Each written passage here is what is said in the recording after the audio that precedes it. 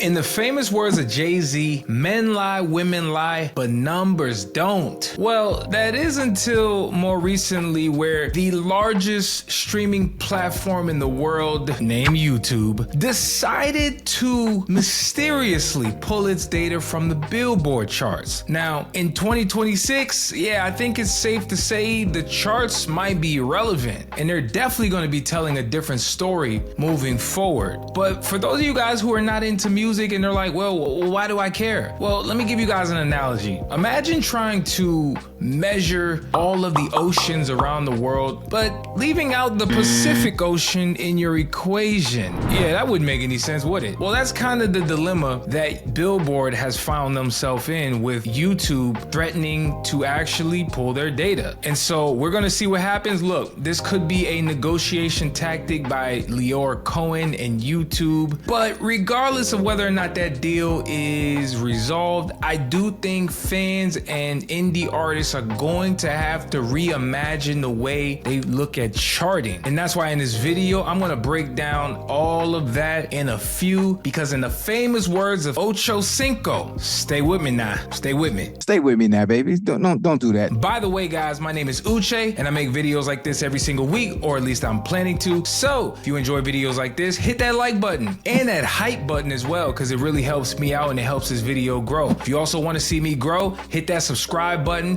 Follow me on the socials at UCHAYVA. All right, guys, now let's get into this. Okay. Let's explore the details of this announcement just a little more. So for background and context, as of January 16, 2026, YouTube will actually stop delivering data to Billboard, which will end their 10-year partnership due to a dispute over what they call quote unquote weighting. And what that means is essentially Billboard values paid streams at a 2.5% rate more so than they do free streams. Now, I'll get into a little bit more about which artists will probably be more impacted by that, but that significantly put emphasis on platforms. I mean, don't get me wrong, YouTube does have a premium membership, which I don't know a lot of people who do have that. I mean, I'm one of them, but let's be real. Spotify, Apple Music, Tidal, Amazon, the list goes on. They all have paid memberships. Essentially, if you're a paid member as a fan, your streams will be counted more towards Billboard, whereas YouTube is the biggest platform from a music perspective, but the vast majority of their user base are not paid subscribers. So you see the disparity there. But beyond that, let's take a bit of a historical look at this, right? Because at the end of the day, this isn't new. If you guys remember back in 2024, UMG and TikTok were sort of at odds, where Universal pulled their entire catalog to force better AI and royalty terms in their favor. Of course, that set off a ripple effect. A lot of people who are content creators, just everyday folks, were not able to find their favorite songs on the reels and videos that they were typically posting.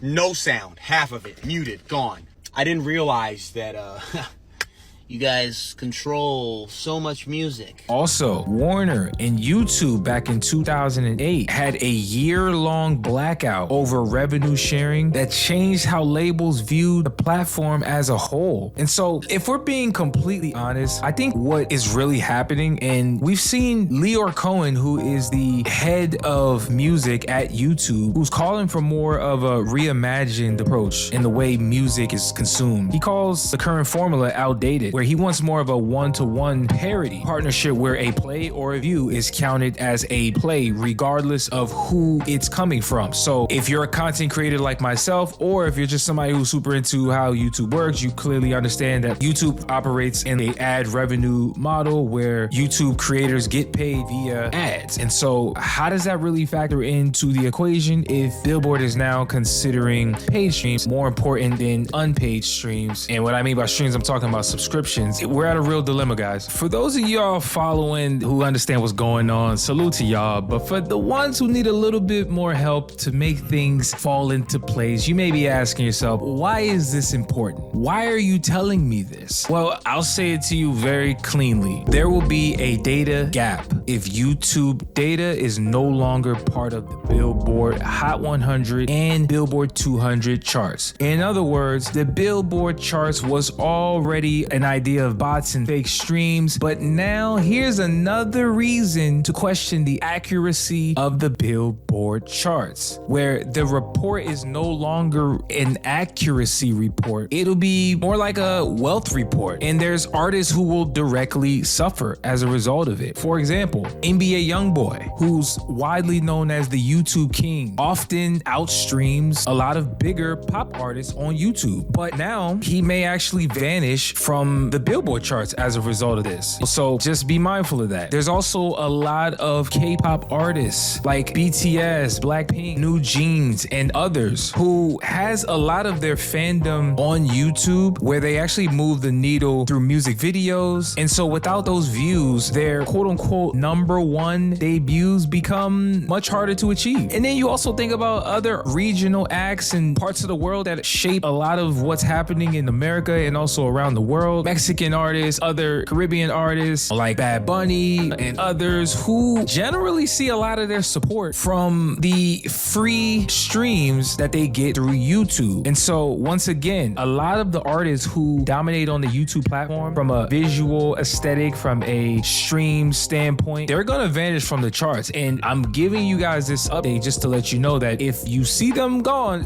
you know exactly why. Now, here is the ultimate argument. If you remove the world's largest streaming platform from the Billboard Hot 100 charts, I believe the charts become virtually a black hole. It becomes this arena that is completely unaccounted for from reality, right? Like you think about the charts in and of itself and how Billboard counts their charting metrics. It's based on 3 core components. You have radio/airplay. Secondly, you have streams and social media impressions. And then thirdly, you have pure sales. Well, if you significantly remove one of those 3 components, the biggest, aka YouTube, from the equation, well then the Billboard charts is, again, it becomes irrelevant as far as I'm concerned. And so for those of y'all fans who pay too close attention to the numbers, just know that until they settle their deal, don't reference the Billboard charts moving forward. And that includes myself, guys. I ain't gonna hold you. It's completely inaccurate moving forward. Now, with all that being said, I think we are at a stage in music consumption where fan bases have taken over. Stan culture is the predominant narrative on social media. And all in all, fans seem to have gotten wrapped up in the numbers and they've missed the plot altogether. What about the music? I mean, I'm still trying to sound like I'm from Memphis, but that's neither here nor there. At the end of the day, I think fans need to stop treating the Billboard Hot 100 and the charts in general like it's the holy grail. You know, I was watching an interview that Nas and DJ Premier did with Joe Budden, and Nas was talking about how back in the day, back in the 90s, if a fan even brought up what somebody sold, they would have got laughed out the room because that really had no conversation when it came to what song was better than the next. In the beginning,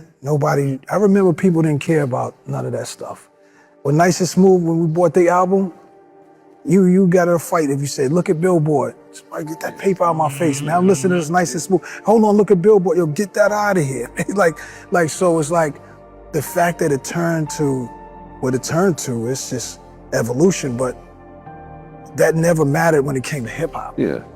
And so I think we got to get back to that, guys. And ultimately, there's been so many records that have lasted and have stood the test of time that didn't sniff any charts or didn't rank highly in the charts. For example, Wu-Tang's famous song Cream. Come on now, I know y'all know Cream. If you a hip hop head, you don't know Cream, get out. Go home, Roger, if we watch it Sister. But yo, the point is that song didn't peak past 60 on the Hot 100 charts back in the day. Or if you think about Nas, like I was talking about before, his The World Is Yours didn't even hit the top 40. I mean, come on, like these are hip hop classics. You know, you think about other records like Jadakiss and Styles P song We Gon' Make It back in 2001. You know, that was an East Coast classic as far as I'm concerned. Shoot, if you were on the East Coast and you grew up around that time, that's a heavy hitting street anthem. Well, guess what? That song didn't even make the Billboard Hot 100 charts. Or if we fast forward to 2010, Kendrick Lamar's Mad City, which was on his, I think, debut album. I know a lot of people say second Section 80, but y'all, listen, whether it's a debut album or not, you get the point. Mad City at this point is widely considered a classic record, or one of the better records on Good Kid, Mad City, a cinematic record, masterpiece, if you will. Bro, that song peaked at number 75 on the Billboard charts. Like, come on. Or you go a little bit further up into the future and you think about Pop Smoke's Dior, which dropped back in 2019, 2020-ish. Man, that song never cracked the top 20, and that was a smash record. You know what I mean? And again, the list goes on. So I think fans, we gotta stop putting so much stock into the Billboard and really just listen to your instincts and your ears. Does the music sound good? Yes or no? To me, that should be what the conversation should be about, more so than the actual chart position or the sales numbers. And also, my message to artists, indie artists in particular, stop chasing the charts and start chasing the bag. And beyond the bag, I'm not saying you gotta be in it for the money, even though, hey, we all are motivated by money partly. But my thing is, if you chase the community building aspect of artistry, I think you're gonna be on the right path. And so, more so now than ever, indie artists are winning. I mean, it was just reported more recently that Bandcamp had a record year in 2025, mostly due to their Bandcamp Fridays initiative, which they launched during the pandemic, where they actually were essentially giving artists the ability to recoup and keep all of the money from the music that they were selling on Fridays. And so they've kept that tradition up even up until now, and they've been able to pay out estimated $19 million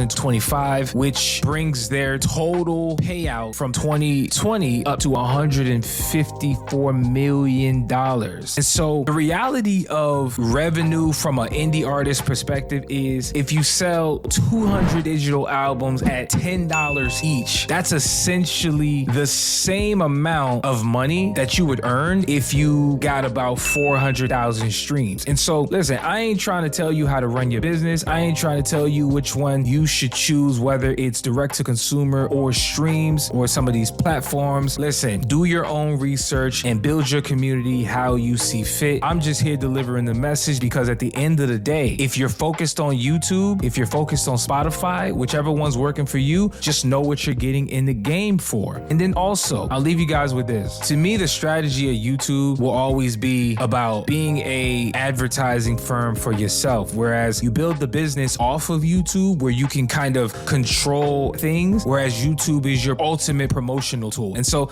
I'm learning from a lot of the same things that I'm talking about right now, and I'm gonna be doing the exact same thing, but I just think that we as fans, we as creators, we have to think about the way in which these titans in the industry are literally playing Geppetto with multi-billion-dollar industries, and we, the people underneath, are impacted daily, but we're not aware of all the chess moves that are happening at the top. But what do you guys think? Do you think the Billboard charts are irrelevant at this point? Or do you still look to the Billboard charts to define what is hot, what is not, and also what's moving the culture forward? Y'all let me know your thoughts in the comments. As always, my name is Uche. I'll see you in the next video. Peace.